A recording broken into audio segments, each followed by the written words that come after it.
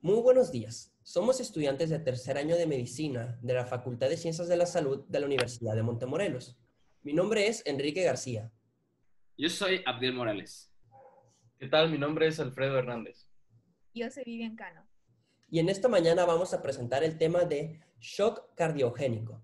Y para comenzar, ¿qué es el shock cardiogénico? El estado de shock cardiogénico se caracteriza por la deficiencia del riego sanguíneo sistémico, hipoperfusión, también por una disminución profunda del índice cardíaco, como podemos ver ahí, menor a 2.2 litros sobre minutos por metros cuadrados, e hipotensión sistólica sostenida, menor a los 90 milímetros de mercurio, a pesar de una alta presión de llenado de la presión capilar pulmonar, que es arriba de los 18 milímetros de mercurio. Esta condición, si no se revierte, el paciente va a llegar a la muerte, incluso esté hospitalizado si es que no se emplea un manejo adecuado. Bueno, para comprender adecuadamente la fisiopatología del shock cardiogénico, antes que nada tenemos que comprender la etiología.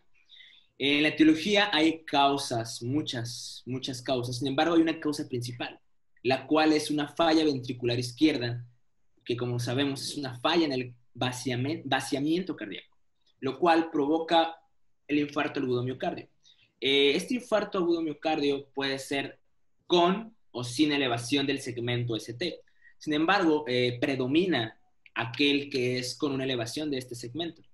¿Por qué? Hay una incidencia de más o menos del 7 al 9%. Aunque casualmente el infarto agudo de miocardio está mayormente asociado con el shock cardiogénico, como lo acabamos de comentar, esta patología puede ser causada por otro defecto cardíaco que afecte la función contráctil miocárdica en una situación extrema, como pueden apreciar en la diapositiva. Las cuales otras causas son cardiomiopatías, valvulopatías, miocarditis o alguna contusión miocárdica. Antes de continuar, me gustaría comentar algo acerca de un problema de salud pública que durante mi investigación encontré, que es que aproximadamente el 70% de los pacientes desarrollan un shock cardiogénico una vez que han sido hospitalizados, en comparación con el 30% que por lo general lo presentan en sala de urgencias. ¿Qué quiere decirnos esto? Que no hemos aprendido, los médicos no hemos aprendido adecuadamente cómo evitar estos problemas para que nuestros pacientes caigan en shock cardiogénico o no los hemos podido diagnosticar adecuadamente. Por eso entra nuestro paciente, ya están hospitalizados y entran en este problema miocárdico y bueno, pues sabemos cuáles son las consecuencias. La segunda parte de Etiologías 2, vamos a hablar ahora de los tipos de causas. Ya hablamos de la causa principal, pero hay ahora dos tipos diferentes, que son las agudas y las crónicas. En las agudas tenemos el taponamiento cardíaco masivo, la insuficiencia aguda severa de las válvulas tanto mitral como aórtica, el taponamiento, el tromboembolismo pulmonar masivo y el infarto al ventrículo derecho. Por otro lado, en las causas crónicas, tenemos una insuficiencia cardíaca diastólica en fases avanzadas, tenemos la estenosis crítica de la válvula mitral, la pericarditis constrictiva y las miocardiopatías restrictiva e hipertrófica. Vamos a dejar un poco de lado ahora las causas meramente cardíacas y nos vamos a trasladar a las causas iatrogénicas, que, bueno, estas causas se manifiestan específicamente después del infarto agudo de miocardio, ya que vamos a tratar la patología de nuestro paciente usando un tipo de medicamentos. Sin embargo, cuando nosotros no podemos o no sabemos utilizar adecuadamente estos medicamentos, es donde tenemos estas causas iatrogénicas que causan shock cardiogénico. Por ejemplo, tenemos beta bloqueadores, los cuales inhiben la taquicardia compensadora. ¿Qué es lo que pasa? Nuestro paciente tiene una taquicardia. Para poder compensar el problema cardíaco, si ponemos beta bloqueador, inhibe esta compensación y bueno, caemos en shock cardiogénico. Tenemos los inhibidores de la enzima convertidora de angiotensina, la cual causa una vasodilatación extrema. Tenemos diuréticos, los cuales disminuyen el volumen circulante efectivo y por lo tanto disminuye la precarga y el gasto cardíaco. Y también tenemos la morfina, que también causa una disminución excesiva de la precarga. Por último, tenemos la hidroterapia. En este En este caso, en el infarto ventricular derecho, tenemos una distensión de cámaras derechas con desplazamiento del septum intraventricular hacia el lado izquierdo. Por lo tanto, tenemos una disminución del llenado ventricular izquierdo. No porque estas causas iatrogénicas sean causadas por medicamentos significa que no debemos utilizarlos. Todo lo contrario, debemos de tener un adecuado conocimiento de la farmacología cardiovascular para poder usar este tipo de medicamentos y poder causar un beneficio a nuestros pacientes en lugar de causarles esta anomalía que es el shock cardiogénico. Vamos a hablar ahora un poco sobre la fisiopatología. Como vimos, la principal etiología es la falla del ventrículo izquierdo. Y además hay otras causas, cualquier causa que afecte a la contractilidad miocárdica. En el caso específico del infarto agudo del miocardio, como ya también se menciona en las etiologías, podemos ver que este diagrama que está aquí, esta secuencia, es la principal cuando hay infarto. Hay una disminución en la contractilidad por isquemia, por lo tanto baja el gasto cardíaco y la tensión arterial. Hay una hipoperfusión sistémica. Esto aumenta la isquemia y aquí menciona o se produce ya que en las otras causas no hay una isquemia inicial, sino que simplemente se afecta la contractilidad y hasta después de la hipoperfusión se genera una isquemia en el miocardio y esto disminuye el gasto cardíaco. A esto se le conoce como el círculo vicioso del shock cardiogénico, ya que esto no para si no es intervenido por un tratamiento médico. Entonces, cada vez el paciente empeora de tal manera que va a llegar a la muerte. Además, el shock cardiogénico produce ciertos agravantes. Uno de los agravantes es que mediante la hipoperfusión se genera una taquiarritmia ventricular u auricular, que esto agrava en el shock cardiogénico, ya que el cuerpo intenta compensar toda la hipoperfusión que está habiendo en el sistema, pero esta taquicardia genera que no se pueda expulsar o eyectar suficiente volumen, ya que, como nosotros pudimos ver, en el ventrículo izquierdo es donde se eyecta la aorta para poder hacer el riego sistémico. Pero si no se hay una eyección completa, una eyección correcta, la postcarga es tan grande que la cavidad se queda encharcada, se queda llena de contenido. Entonces, a la hora de eyectar, no es el suficiente o no está viendo la suficiente fuerza para poder vaciar la cavidad. Esto, además, genera también lo que se le conoce como un edema pulmonar, ya que esto empieza a aumentar, como aumenta la presión en la cavidad, también aumenta la presión en el sistema venoso pulmonar. Entonces, el paciente también se va a poder presentar con dificultad respiratoria e hipoxemia, evidentemente, lo cual también va a provocar que nuestro gasto cardíaco y nuestra hipoperfusión se agraven más, ya que la sangre poca que está saliendo no tiene oxígeno, entonces nuestro paciente no se está oxigenando y se deteriora por eso más rápidamente. Además, cuando hay un infarto agudo al miocardio, hay una adaptación fallida, ya que se le llama el síndrome de reacción inflamatoria sistémica. Esto acompaña a los infartos de gran magnitud, ya que esto libera citocinas inflamatorias, como son la interleucina 1, el factor de necrosis tumoral alfa, interleucina 8, interleucina 12. Esto hace que se sobreexprese el óxido nítrico, por lo cual, en vez de poder mantener la presión, como nosotros vimos, la presión baja, se genera una hipotensión, ya que esto genera una masiva vasodilatación. Entonces, nuestro paciente, en vez de poder compensarse, realmente se agrava más, ya que nuestro cuerpo, como se le llama shock, empieza a cada parte por su lado intentar compensar y realmente no está habiendo una compensación satisfactoria o que ayude al paciente. Como podemos ver acá en este diagrama, pues ya sea de infarto agudo al miocardio, se deriva una disfunción del miocardio. Esta disfunción del miocardio también puede ser provocada por cualquiera de las enfermedades que se mencionó al principio. Pues si hay una falla sistólica, pues evidentemente sistólica o diastólica van a llevar a la isquemia. Cuando es sistólica, baja el gasto cardíaco, baja el volumen sistólico.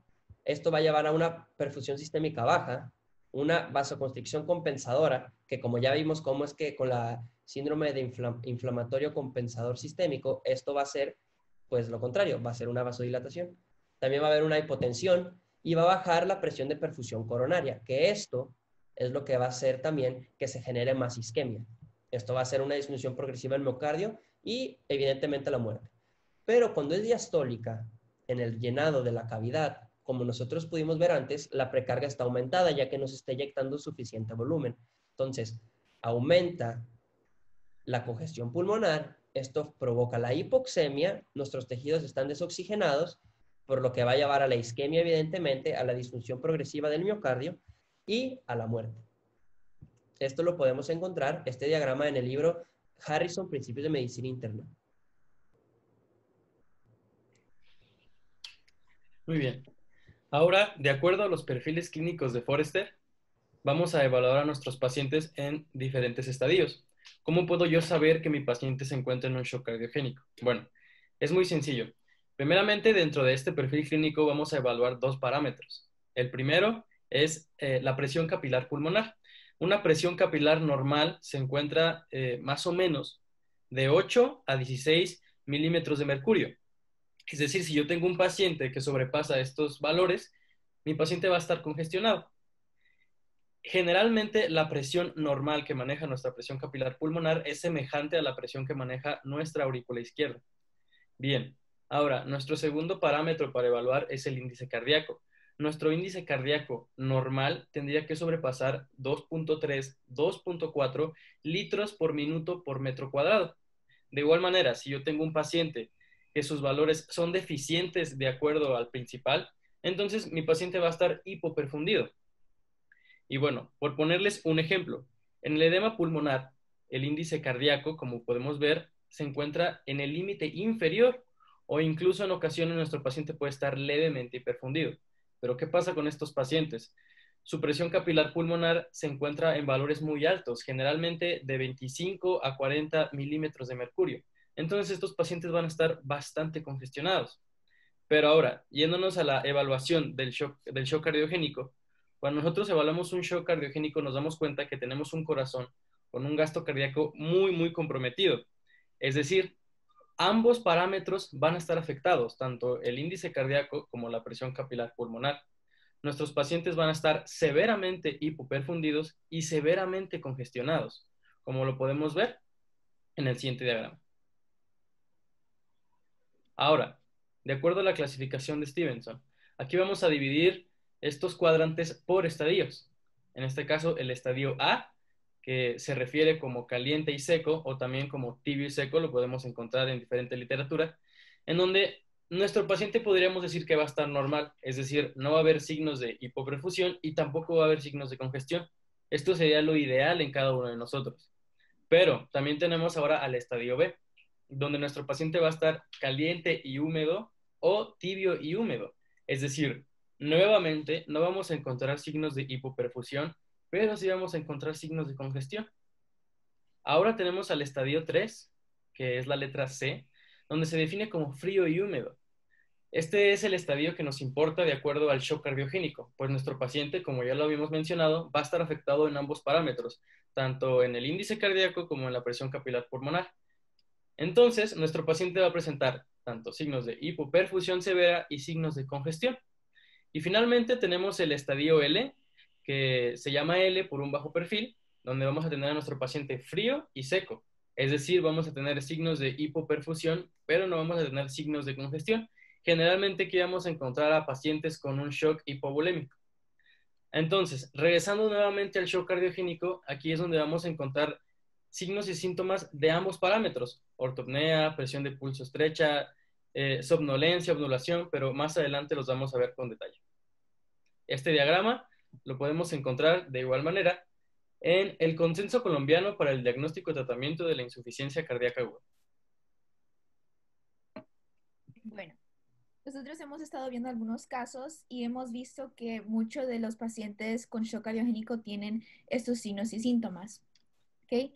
Tienen piel fría o moteada, que es cuando tienen manchas moradas en la piel. Tienen una palidez. Tienen cianosis subunguiales, que es cuando las uñas parecen moradas. Tienen un diaforesis, que es una sudoración fría. Urgitación yugular, que es cuando no se puede encontrar el pulso porque se llena demasiado las venas yugulares. Sí, ok. Una caída de presión arterial sistólica, pulsos periféricos disminuidos, que ahí es donde no puedes encontrar el pulso. Una taquicardia, y se puede escuchar el tercer ruido, que es la S3, que es el sonido gálope, y un edema pulmonar. Los síntomas son dolor retroesternal, náusea, vómitos ocasionales, disnea, malestar general, debilidad general, alteración de la conciencia y a veces una pérdida de conciencia, y oliguria, que como sabemos es una disminución en la orina.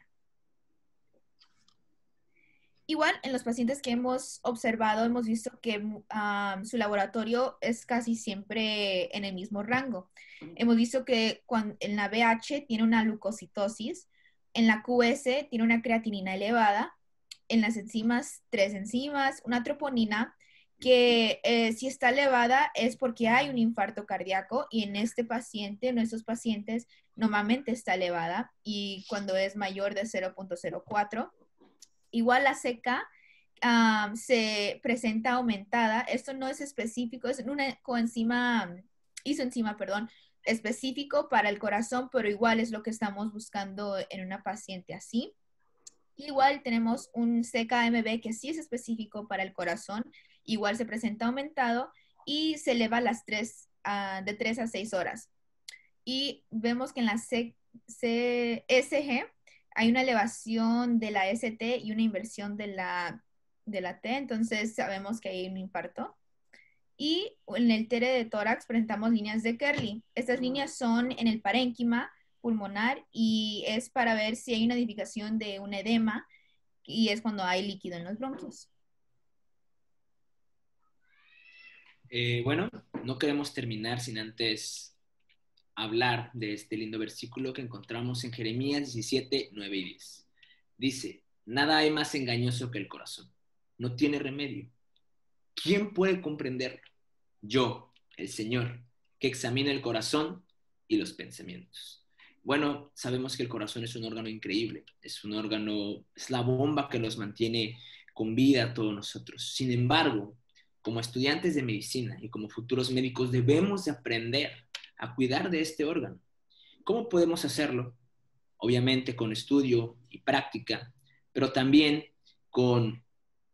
y principalmente pidiéndole a Dios, que es nuestro creador, que conoce este órgano tan lindo, y no solo ese, sino todo el organismo. Pedirle por sabiduría para que nosotros podamos cuidar adecuadamente este órgano y podamos darle un beneficio, podamos hacer un bien, podamos curar como Jesucristo lo hizo cuando estuvo en esta tierra. Bueno, agradecemos su atención y que Dios lo bendiga. Muchísimas gracias.